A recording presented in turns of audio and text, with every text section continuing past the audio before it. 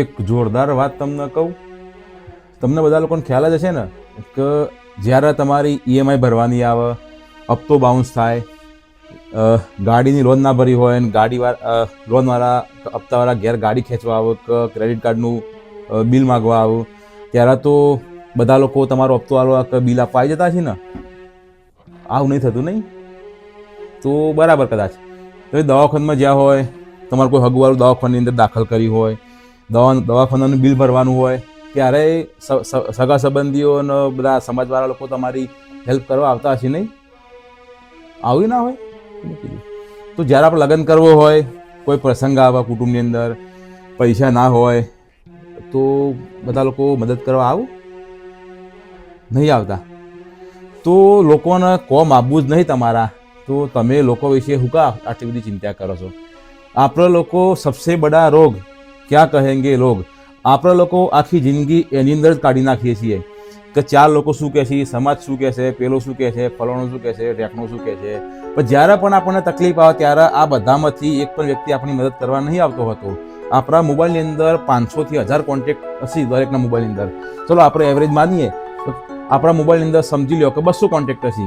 તમે ખાલી એકવાર વોટ્સએપ સ્ટેટસમાં નાખી દેવું કે ભાઈ મારા પૈસાની બહુ જ જરૂર છે, હું તકલીફમાં છું, મારે મેડિકલ ઇમરજન્સી છે, હું દવાખાનામાં એડમિટ થયો છું અને મારા 2, 4, 5000 રૂપિયા જોઉં છું, મને 5000 ગૂગલ પે કરો.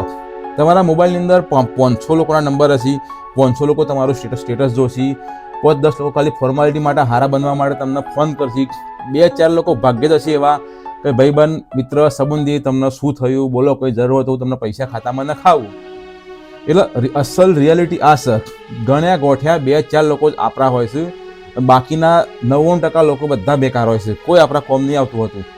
જ્યારે તમારો સમય સારો હોય, પૈસા હોય, બધું સારું ચાલતું હોય, એટલે 40 ને 400 માણસો તમારા આજુબાજુ એમને આવી જાય છે વગર બોલાય, બિન બોલાય મહેમાન. અને જ્યારે આપણો સમય થોડો ઘણો કપરો આવે ત્યારે એ 40 નહીં 404 માણસો તમારા આજુબાજુ નહીં જોવા મળે. અને અત્યારે માણસની જાત કેવી છે કે આપણે લોકો કેવું કરીએ કે બીજા કોઈ વ્યક્તિ કોઈ ખરાબ સમયમાંથી પસાર થઈ રહ્યો હોય, એનો સમય ખરાબ આવ્યો હોય, કોઈ દુઃખ ભોગવતો હોય, તો લોકો અત્યારે કેવું કહેશે, આ તો કે એવાના કર્મનું ફળ છે, એવાને કોઈ 2 નંબરના ધંધા કર્યા, આડોવરો કામ કર્યો એટલે એવાના કર્મનું ફળ છે.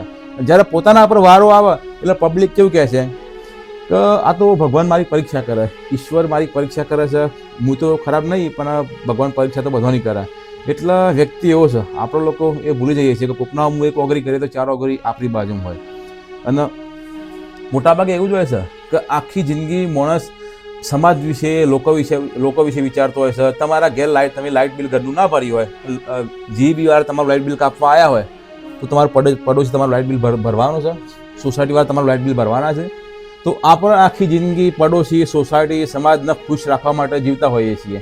ભગવાને આપણને જન્મ આપ્યો, લોકોને પૂછીને જન્મ આપ્યો તો પછી જિંદગી તમે પોતપોતાની રીતે જીવો ને, મન વચન કર્મથી કોઈને પર્પઝલી જાણી જોઈને કોઈને દુઃખી થાય, હેરાન થાય, આપણે એવો ધંધો નહીં કરવાનો. અને એમ છતાં પણ જો લોકો પોતપોતાના મનના વિચારો, મનગણત વિચારોથી જે વિચાર આપણે ખરાબ વિચારતા હોય તો એની બહુ ચિંતા કરવાની કોઈ જરૂર નહીં.